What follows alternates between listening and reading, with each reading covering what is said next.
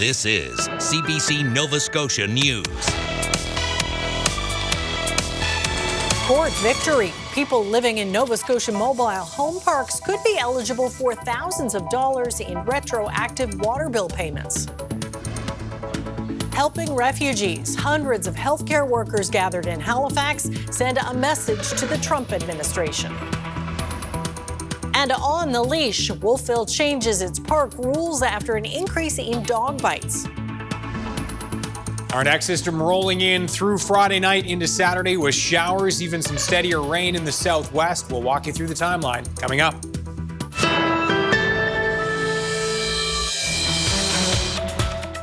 A Supreme Court of Nova Scotia decision has set a precedent for all tenants of mobile home parks in Nova Scotia.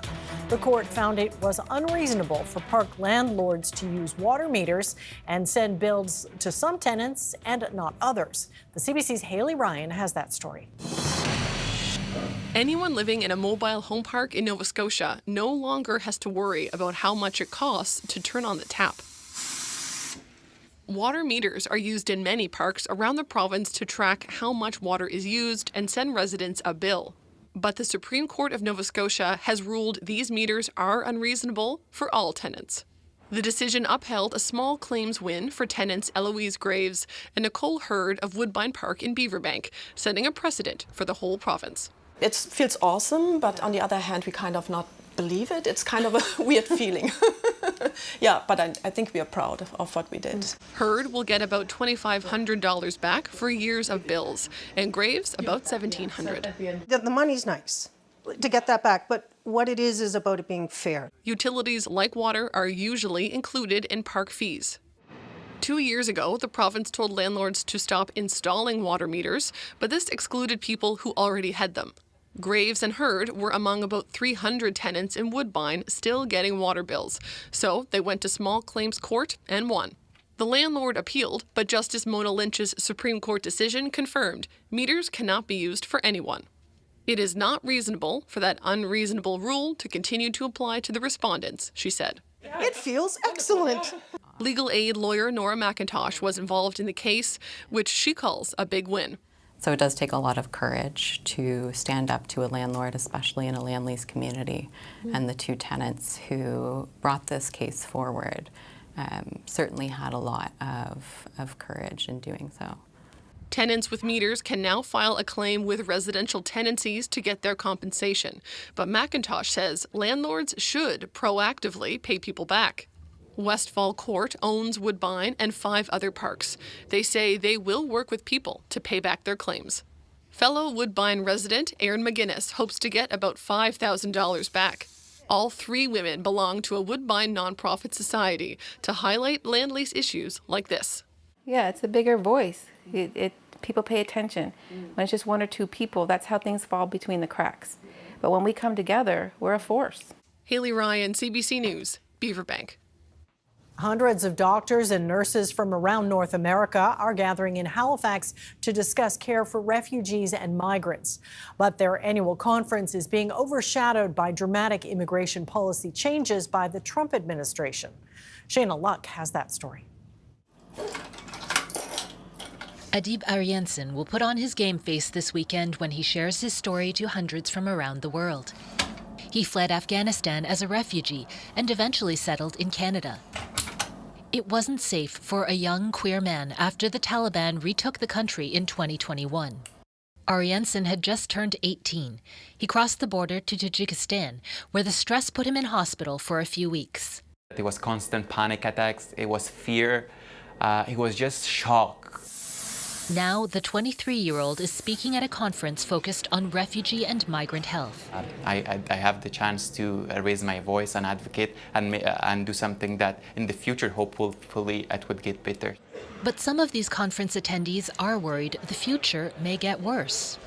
The Trump administration has heavily restricted refugee admissions and is deporting migrants. They come into the office, they have increased stress, increased anxiety. Dr. Catherine McKenzie teaches at Yale and treats refugee families. Obviously, I'm a doctor. I want people whom I see as patients to be healthy, mentally healthy and physically healthy. Conference organizers say they've seen attendance of 1,000 cut in half because some U.S. delegates are afraid they'll be hassled at the border on re-entry. They plan to publish a statement out of this conference, which they'll submit to a major medical journal. Together, we have a shared voice and we share values, and so we're hoping to put together a statement in support of refugee and migrant rights and their right to health. Their hope is strength in numbers can help raise awareness for refugees and migrants everywhere. Shayna Lux, CBC News, Halifax. The union, representing 8,400 civil servants in Nova Scotia, is prepared to go before an arbitration panel as long as the province targets job protection. Talks between the province and NSGEU broke off this week after the government indicated it wanted to discuss the union's job security clause. There's good job security language in the contract. Obviously, the government would like to get rid of that so it would be easier to lay off employees, and we're having nothing to do with that. Gillis says the union also wants a 5.5% wage increase in the first year of a new deal, similar to what's being offered in other contracts, but the province is offering less. A government spokesperson declined to comment on bargaining details. The two sides are scheduled for binding arbitration in October if they do not return to the table and get a deal before that. The province is taking further action to remove barriers on alcohol imports for consumers and to open markets for local producers. New regulations will allow people to buy alcohol products from producers in other provinces that have signed direct-to-consumer agreements with Nova Scotia. The change means Nova Scotia producers will also be able to sell directly to consumers in participating provinces. The province says direct-to-consumer wine imports are already allowed, adding it makes sense to do the same for other Canadian alcohol products. Nova Scotia has yet to sign an agreement with another province. Nova Scotia's school lunch program will return for its second year, serving more students, but also making some changes. The program, which offers pay-what-you-can meals to students, began this past school year. This fall, it will expand to all middle and junior high schools, as well as continuing in elementary schools, feeding more than 104,000 students. The government says the program will also be implementing changes after hearing from school communities. There will be new kid-approved menu options, sustainable packaging, and a more seamless ordering experience.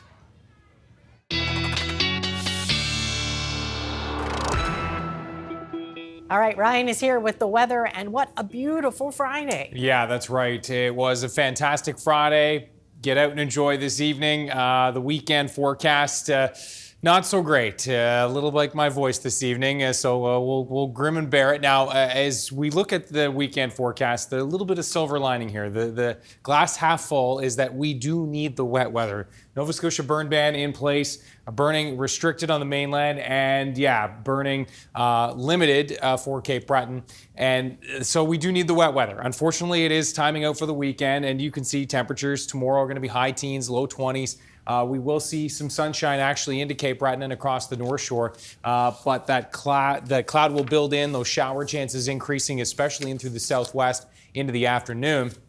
Sunday, we're looking at temperatures cooler along the Atlantic coastline with that onshore breeze, but we'll actually see cloud cover in place, but the showers kind of fading away throughout the day. Isolated chances into the afternoon. We'll time it all out for you, and we'll have a look at that 7-day forecast right through Canada today, coming up in a few minutes. All right, we'll talk to you soon. Thanks, Ryan. Thank you. The pair driving charges against the Halifax Mooseheads' all-time leading scorer were dropped after the Crown offered no evidence at trial today. 21-year-old Jordan Dumais was pulled over by police in downtown Halifax in the early hours of March 1st, 2024. Dumais was suspended from the Mooseheads for 5 games at the time. Defense lawyer Stan McDonald entered a not guilty plea on Dumais' behalf in July. The winger has since left the Mooseheads. A Colchester County town has created new rules intended to curb construction of new housing units. As the CBC's Luke Ettinger reports, the measures are being billed as temporary until a new water treatment plant is built. The town of Stewiacke has passed new measures intended to slow down a boom in development in recent years. The reason? Concern about the town's water treatment system. Silt in the source, the St. Andrews River, can be a challenge for the decades-old treatment system. Our problem is the water that's coming into the system is so murky that we can't treat it fast enough for the use. And the machines that are treating that water, we don't know if they're going to last for another week, a month, or a year. It's at the end of the life. Stewiacke has issued water advisories when the river is low, including this week when the town recommended residents take shorter showers and avoid watering lawns. Now what we're doing is moving forward in building a new plant, and that takes time, but we still have to meet the needs of the people that we have in town to meet their services, and we just can't put any more strain on the system. The bylaw amendments eliminate permits for apartment building construction, limit the subdivision of lots in rural areas, and restrict commercial uses that are water intensive. To get started on a new facility, the town is applying to the Environment Department for a permit to drill a well, rather than continue to rely on the river. Glasser hopes the federal and provincial governments will each contribute a third of the project costs. We're just waiting until we get the project shovel ready. We are so close. Glasser says the measures are likely to stay in place until the new water treatment system is up and running, something he says could take 3 to 5 years. Luke Ettinger, CBC News, Stewiacke.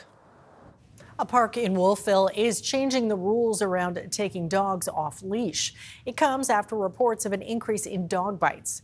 And as Julian Griot reports, dog owners are on different sides of the fence when it comes to this change. Hannah may be well behaved off leash, but not every dog is. Which is why this park is limiting off leash times. Here at the Wolfville Reservoir, things have changed. I spoke with the mayor, Jody McKay, who told me her office received a call from an emergency room doctor who told her there were more incidents of dog bites. While she couldn't confirm how many or how severe, she said it was enough to raise some concerns, which is why she decided to collect feedback from the public. The feedback led to changes. Now, dogs must be leashed from 10 a.m. to 7 p.m. Not all dog owners are happy. This Kentville man says he has been driving to Wolfville just to let 13-year-old Hannah off leash. One of the things that made the park charming is the fact that dogs were off leash and got to engage and interact with people. We'll be coming here far less often, trust me. However, others agree with the change, saying it will make the park safer for everyone. I've had excited dogs come racing at me and jump on me, and I'm a fairly sturdy fellow, but not everybody that walks here is, and so I can understand why that could be quite threatening and even dangerous for some of the people that use the park. It's only a temporary measure.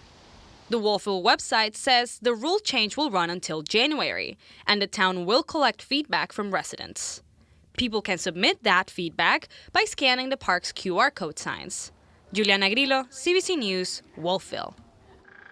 Halifax is welcoming some big international artists this weekend for Halifax Music Fest. One of the organizers of the 3-day concert event hopes the high-profile artists playing at the event will keep people from hopping on planes and heading out of province to see shows. Louis Thomas of Sonic Concerts says with Halifax's growing population, it is a great time to put on a large festival.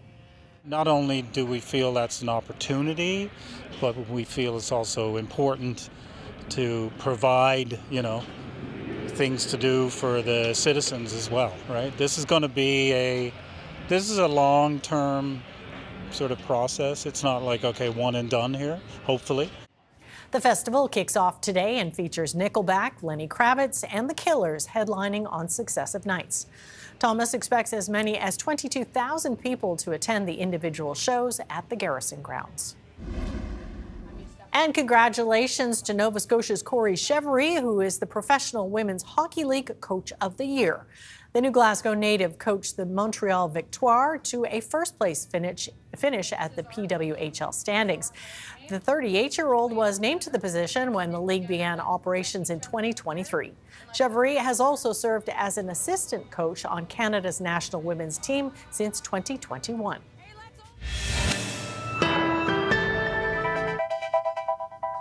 Beautiful Westville on this Friday. Ryan is up next with his full weather forecast, so please stay with us.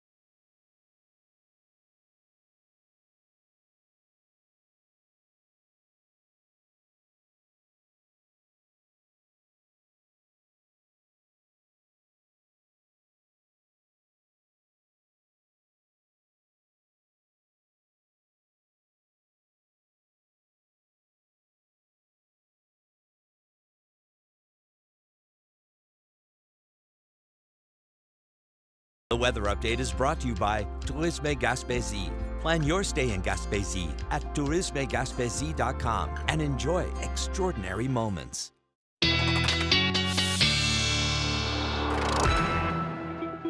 And we're back to talk weather. So rain on the weekend, Yep. but not necessarily such a bad thing. No, that's right. I showed the bird ban off the top, and that's in place. And as we look at the fire weather index map from Natural Resources Canada, this kind of proves the point as well. Most of the province in yellow, which is a high fire danger. And of course, you can see that area in red, extreme, including the Halifax area down the eastern shore, the highlands in the moderate range. But yeah, most of the province high to very high and extreme. So yeah, we're watching, obviously keeping things safe and we'll welcome the rain this weekend as much as we can anyway. What a terrific Friday evening. As you can see, beautiful shot there of Pier 21 in Halifax. Terrific evening in the metro area. And it's a beautiful evening across the province, certainly in through the west. That's where we have temperatures right now, 23, 24 degrees. Mid-teens across Cape Breton right now. As we look at the weather systems map, lots of sunshine, but here is that cloud already starting to build into New Brunswick, and we are watching that wet weather that's going to be sliding in and bringing us, indeed, some showers and then some steadier periods of rain, maybe even a risk for a thunderstorm for tomorrow night in through the southwest. So temperatures across North America, in fact, even Iqaluit is at 17. St. John's at 6. That is, on this map anyway, the coldest spot on this map across North America right now. As we look at the outlook for tonight, we're looking at temperatures anywhere from, 8 to 10 degrees, 8 to 11 in through the east, including Cape Breton. Temperatures will be milder here in through the central and western areas, closer to 12 to 14 degrees. Now, as we watch the clouds building in overnight tonight, note some spotty shower chances possible even early morning, but really the bulk of the wet weather here, as you can see the timeline, will be kind of mid to late morning is when we'll watch the shower chances pushing into western areas and then really increasing after lunchtime throughout the afternoon, particularly in through the Tri-County area. You can see Cape Breton looking okay tomorrow. Sun and cloud, chance for maybe a few isolated showers pushing in further than what this particular model is showing. North Shore as well should see a little bit of sunshine tomorrow with the shower chances really increasing throughout the late afternoon and evening there. And it's really filling in here across the west and then into central and Halifax included here throughout the afternoon and evening. And those shower chances are just going to continue to rise. And this is going to be some periods of rain and some risk for some thunderstorms, as I said, for Saturday evening in through the south and west. We are looking at temperatures in Cape Breton, temperatures ranging between about 20 to 24 degrees. We're going to be looking at near 20 in through the eastern shore region as well. Cooler and onshore winds, high teens, low 20s in through central areas and back towards the west. Again, temperatures are going to be a bit cooler in the onshore southerly winds, but high teens and low 20s for central towards places like Keji and into the Annapolis Valley. So periods of rain, again, not a whole lot in through the northeast where I think rainfall amounts will be near like 5 millimeters. We could see amounts exceeding 25 to 30 millimeters here, maybe even pushing 40 millimeters through the southwest with that heaviest rain. Sunday morning, some lingering clouds, lingering showers. These become fairly isolated into the afternoon. Still a few spits around. The winds tapering off across the mainland, staying breezy from the southeast in through Cape Breton on Sunday. That's going to limit temperatures into the 15 to 18 degree range here in the east. Should warm up to the high teens and near 20 in through the western parts of the province. And then as that system departs, we are going to be watching a little bit of sunshine starting to break here into the afternoon on Monday. That looks like a fine day overall. Note the muggy meter rising into next week. So we're going to get that summer feel back on, especially towards midweek next week. Looking at that chance for some showers for Canada Day into the evening, hopefully overnight, Amy, as it will hold, we hope. And then, looking pretty summer-like for mid next week. It sure is. All right. Thanks, Ryan. Thank you.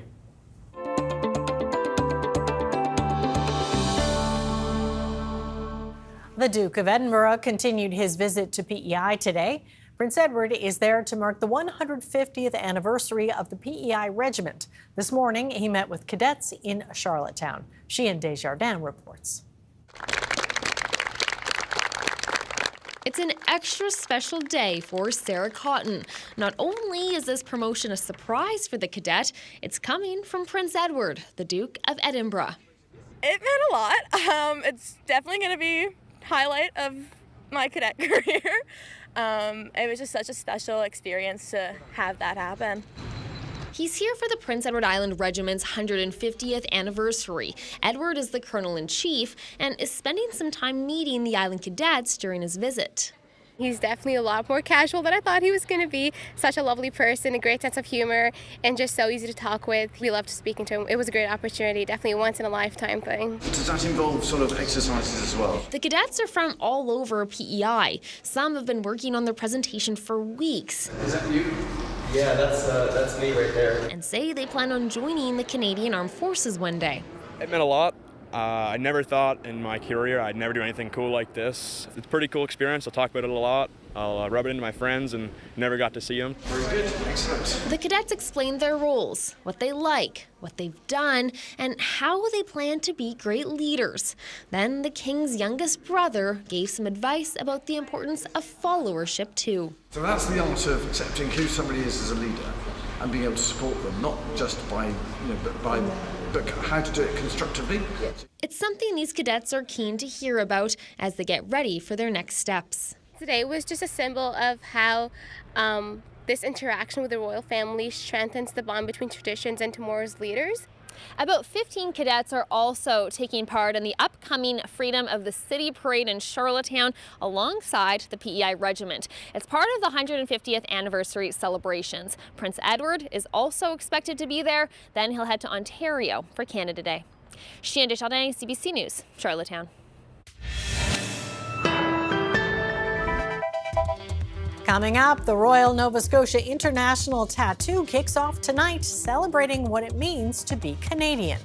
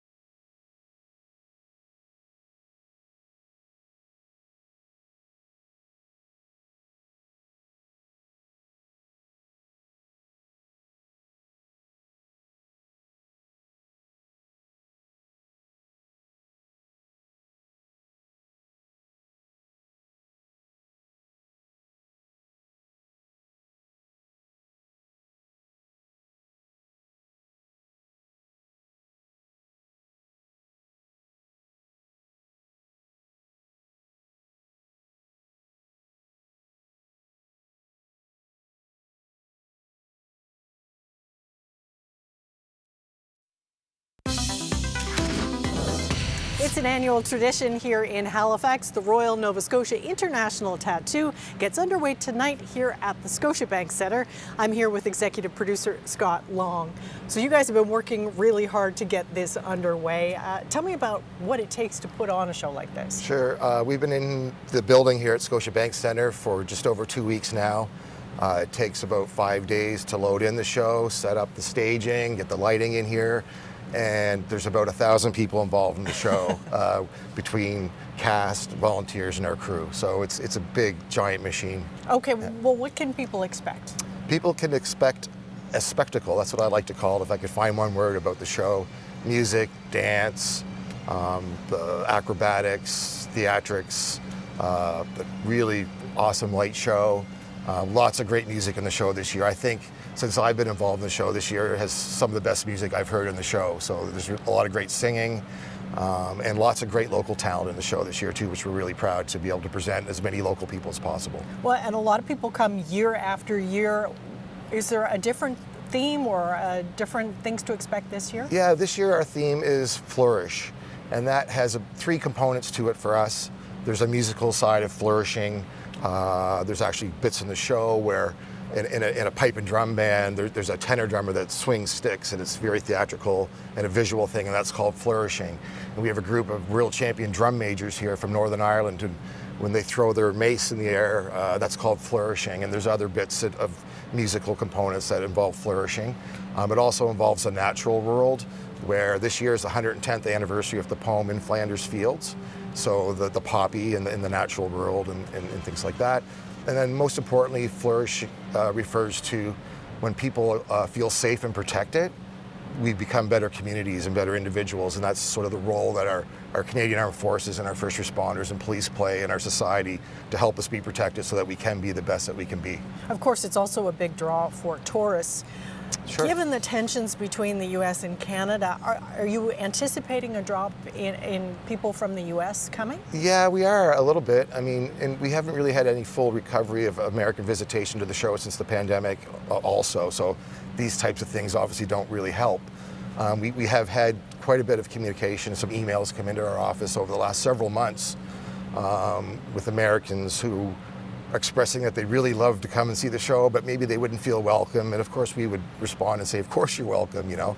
But yeah, I think it affects it a little bit for sure. And it also impacting the acts that are coming in as well. Well, not intentionally. I mean, we don't have an American act in the show this year. That wasn't intentional because of the tensions that we've experienced lately. That's just the cycle of how we get talent to the show each year. We don't always have American cast in the show, and it just happened to work out that way this year. So, well, given the rise in Canadian patriotism, does that add something to the performance? I think so, and you know, it's an interesting question because the tattoo's been celebrating what it means to be a Canadian since 1979, and now Canadians have this newfound sort of pride in being Canadian, and we've been doing it for 34 years. Before it was cool, right? Yeah, exactly. And so no, it's important, and that's what the tattoo's all about. It's about celebrating Canadian pride and what it means to be a Canadian, and that's the foundation of the show. And we hope people will come out, and local people will come out and support it, and celebrate what it means to be Canadian. In fact, for Monday night's performance in Canada Day on Tuesday, we're going to launch a 2-for-1 special today to encourage as many people as possible so that they can access the show affordably and celebrate what it means to be a Canadian. Well, talk to me about the prices and availability. Yeah, so there's good availability for Monday and Tuesday. Tonight and tomorrow is getting very limited. Sunday's starting to get limited as well. But there's great seats available for Monday and Tuesday, and we want people to come out and celebrate all things Canada on those 2 shows. Tickets start as low as $20 and go all the way up to sort of, I don't know, I think you can buy VIP tickets for $100 or something. But it's a wide range of pricing. Kids are free, 18 and under. So, you know, we feel it's a really high value, affordable, world-class entertainment for families. It's a family show. Families have been coming to this show since 1979. We talk to people all the time who are like, my parents took me and I take my kids and so on. So it's a good event for families and it's affordable. And if they can't make it this weekend, how long do they have to check it out? Well, we close on Canada Day, so we have a show each day until July 1st, and then the show is done for 2025. So. Okay, so get in while you can. Exactly. Yeah. Okay. Well, Scott, thanks so much for your time. We appreciate it. Thank you very much.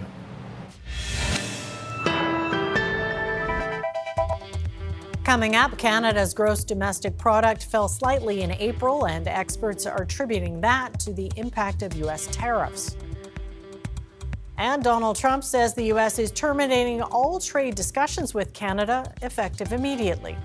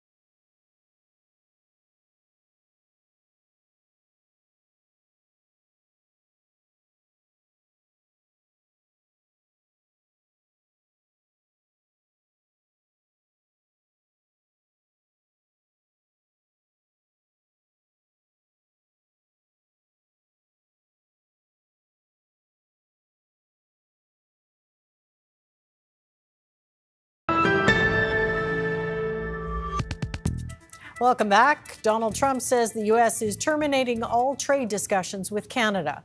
That's effective immediately. The U.S. president took to social media to deliver the news. It is a big change in tone to the cordial relations both sides had recently been enjoying. The CBC's Rafi Boudjikanian has more from our Ottawa bureau. Right before a Canada Day long weekend, he poured a lot of cold water on the idea that this country and the U.S. are on their way to some kind of agreement on a trade deal. He put up this post on his social media platform, Truth Social. It's up on your screen, and I will read it to you right now. He said, "We have just been informed that Canada, a very difficult country to trade with, including the fact that they have charged our farmers as much as $400 8% tariffs for years on dairy products, has just announced that they are putting a digital services tax on our American technology companies, which is a direct and blatant attack on our country. They are obviously copying the European Union, which has done the same thing and is currently under discussion with us also. Based on this egregious tax, we are hereby terminating all discussions on trade with Canada effective immediately. We will let Canada know the tariff that they will be paying to do business with the United States of America within the next 7-day period. Thank you for your attention to this matter. Now, we do know that Prime Minister Mark Carney was certainly paying attention to all this. Our colleague David Thurton caught him outside his office in Ottawa and managed to get a quick answer out of him about just what on earth is going on. Have a listen. Hi, Prime Minister. Have you spoken to the President today yet, sir? No, I didn't speak to the President today. What do you? Any reaction to the news you put out? No, look, we'll continue to conduct these complex negotiations in the best interests of Canadians. I don't know if you could quite hear what he said as he was walking up to the microphone there, but he did say that he has not spoken to Donald Trump today. There is a three-way trade deal between Canada, the U.S., and Mexico. It basically stipulates that Canada can start charging high amounts of tariffs on U.S. dairy products, but only once a certain quota of U.S. dairy is hit. And the U.S. has not hit that quota, so Canada does not actually charge these exorbitant percentages of tariffs on U.S. dairy products. And that was the CBC's Rafi Boudjikanian. Stats Can says gross domestic product fell slightly in April, and analysts attribute that to the impact of U.S. tariffs, which were in effect for the entire month. The CBC's Anis Haidari has the details. There was less manufacturing happening in Canada in April, at least on a dollar basis compared to the month before. That's part of the latest numbers out from Statistics Canada. April saw a 0.1% drop in overall GDP. While it's not a great number, it's not a big shock to economists. The economy was dealing with an incredible amount of trade uncertainty through the spring.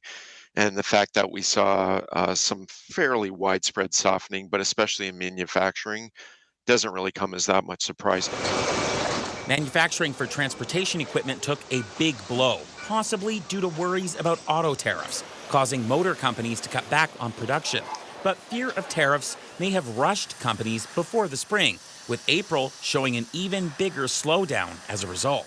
The other thing to keep in mind is there was actually a bump in activity at the start of the year as firms were trying to get out ahead of the tariffs. And so now we're seeing a little bit of a pullback from that unusually strong activity in some sectors at the start of the year. Let's go, Island! One slight bright spot, Canadian hockey teams in the playoffs were part of the largest increase in entertainment GDP in more than 3 years. Today's drop doesn't guarantee a recession is coming, though economists say the GDP may not have hit the bottom yet. Early estimates also show slight shrinkage expected for the month of May. Anis Haidari, CBC News, Calgary. The federal government is asking Washington for more information about the death of a Canadian man who was facing deportation from the U.S. U.S. Immigration and Customs Enforcement says Johnny Noviello collapsed and died at a detention facility in Florida. The 49-year-old had been detained after serving prison time for drug trafficking and racketeering. He'd been in the U.S. since 1988 and had resident status. U.S. Immigration and Customs Enforcement says the cause of death is under investigation. ICE is detaining and deporting convicted criminals from the U.S. as part of the White House crackdown on migrants. Israel says it has achieved all of its war objectives in Iran, but its campaign in Gaza continues. Palestinian health officials say Israeli attacks have killed at least 18 people Friday. This comes as Israel's military denies accusations that soldiers were ordered to fire on Palestinians waiting for humanitarian aid. Tom Perry has the latest from Jerusalem and a warning some images in this story may be disturbing. Now that Iran and Israel have stopped dropping bombs and firing missiles at each other, the focus is really once again on Gaza and the continuing civilian deaths there. We saw an incident this week, 18 people killed. They'd gathered to try to get aid. This is aid that had been recovered from looters, apparently, by Palestinian police, or this special squad that was put together by Gaza's Interior Ministry to try to take back aid that had been stolen. So these people had gathered, trying to get some of this. There was an Israeli strike, and 18 people were killed. This really underlines these lingering questions about aid getting into Gaza. The Israeli government has really bypassed traditional agencies like the United Nations, really put limits on what the UN can bring in terms of aid. It's gone instead with this new group backed by Israel, backed by the United States, the Gaza Humanitarian Foundation. It's got a limited number of aid stations. People have to go long distances to get there, to get assistance. They have to go through areas controlled by the Israeli military, and that's led to instances where the Israeli military has fired on people. It says it's firing on suspects. It says it's fired warning shots, but the United Nations has come out with a report saying that more than 400 people have been killed lining up or gathering in these big crowds for assistance. Now, the Haaretz newspaper here in Israel published an explosive article today, quoting unnamed sources, but saying commanders and soldiers in the IDF, quoting them as saying that commanders had ordered soldiers to fire on these civilians lining up for aid to disperse the crowds, even when they weren't a threat. The IDF, the Israel Defense Force, put out really a denial of this. I'm going to read some of it. It says, "We strongly reject the accusations raised in the article. The IDF did not instruct forces to deliberately shoot at civilians." The statement does go on to say, though, that in light of recent reports of incidents of harm to civilians approaching distribution sites, the incidents are being examined by relevant IDF authorities. Tom Perry, CBC News, Jerusalem. Defense lawyers for Sean Diddy Combs delivered closing arguments at the music mogul's trial in New York on Friday. Combs has pleaded not guilty to criminal charges, including racketeering, conspiracy, and sex trafficking. Prosecutors accuse Combs of using fame, violence, and fear to sex traffic two former girlfriends. The case against him included accusations he forced the two women into sexual performances with male sex workers while he watched. The defense insists the sexual encounters were consensual. His lawyers say prosecutors are trying to criminalize his unusual sexual preferences and swinger lifestyle. If convicted on all counts, Combs could face life in prison. The Ontario government is facing criticism over a new education bill which would put police officers in some schools. Some parents worry the move is misguided and could cause more harm than good. Ithel Musa has that story.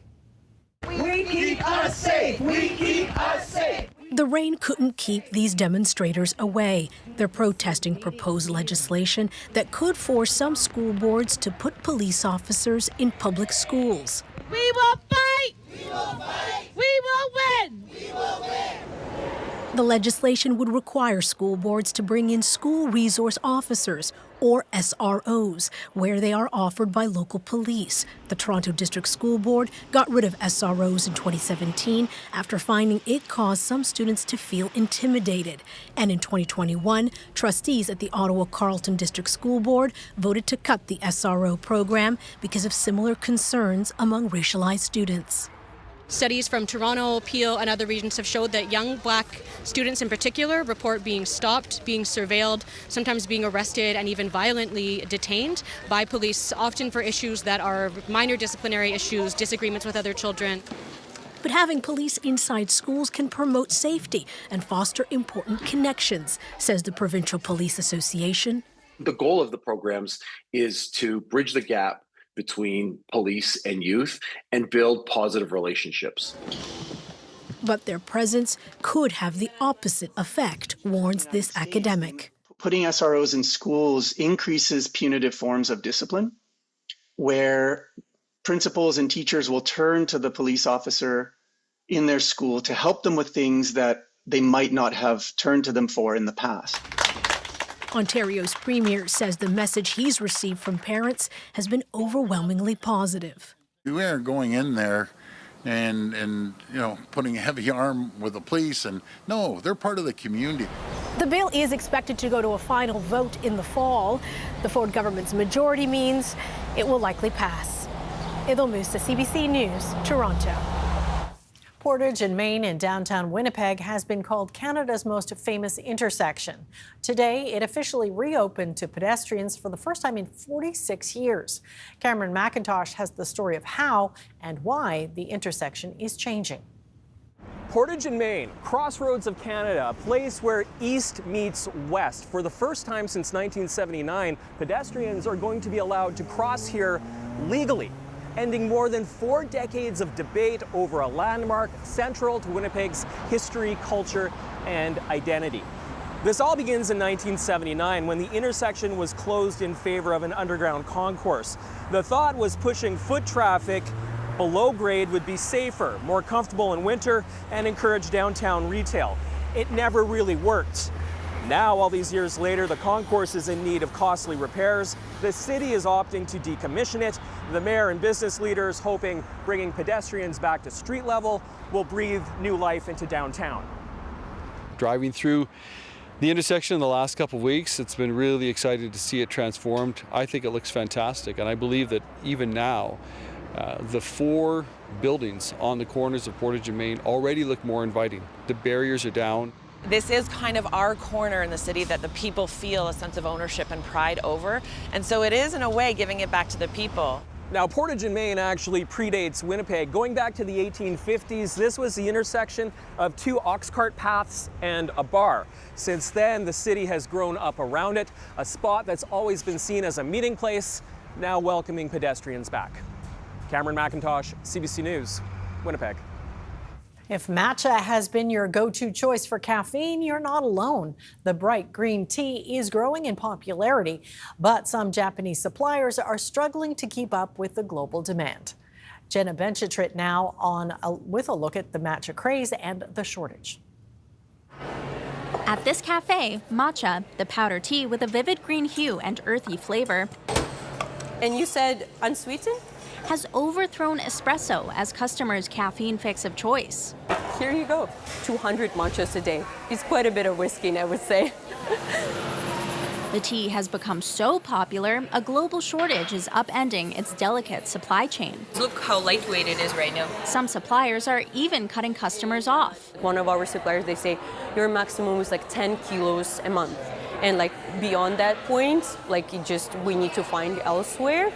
High-grade matcha is traditionally used in Japanese tea ceremonies. But a social media frenzy has turned matcha-flavored products into a menu staple, both at small shops and big chains like Starbucks. The negative effect is for the tea ceremony practitioners that drink the high-grade matcha for their practice. Matcha is made in small seasonal batches by grounding tencha leaves.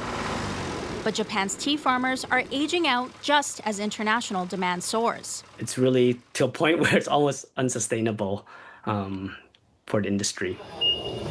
This Japanese tea company sends a third of its supply to international buyers, who are in for a price shock next year. There will be supply coming in, but the pricing might have some people have second thoughts for the business. One social media creator is also having second thoughts.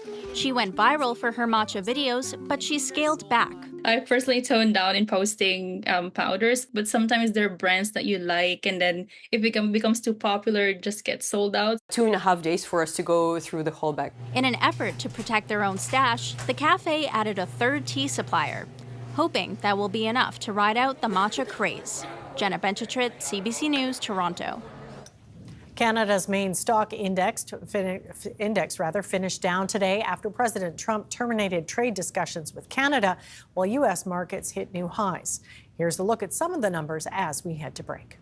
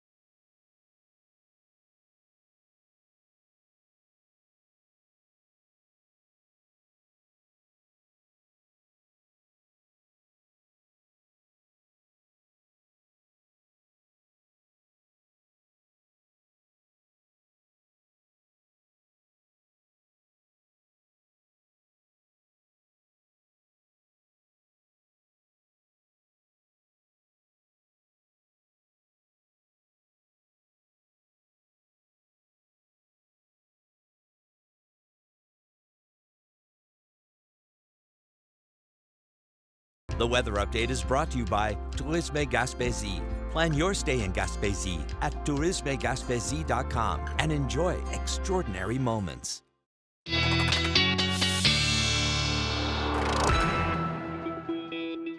Okay, another weekend where you have to be kind of strategic, right?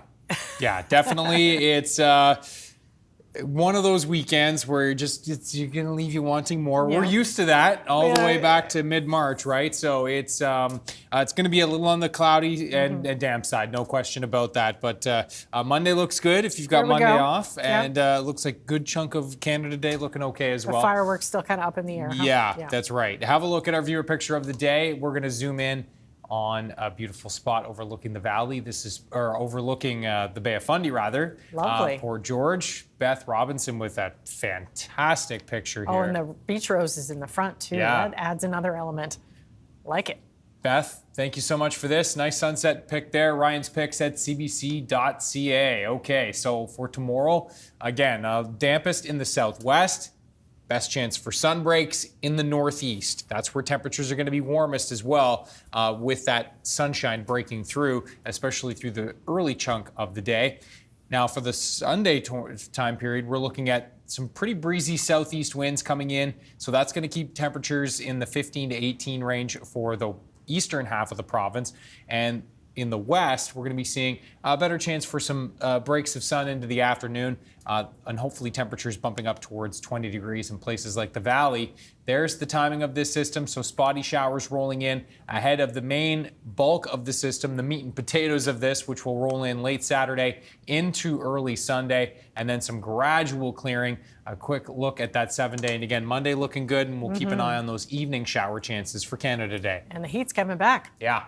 All right, well, most of us can relate to that feeling of rushing to the airport and barely making it.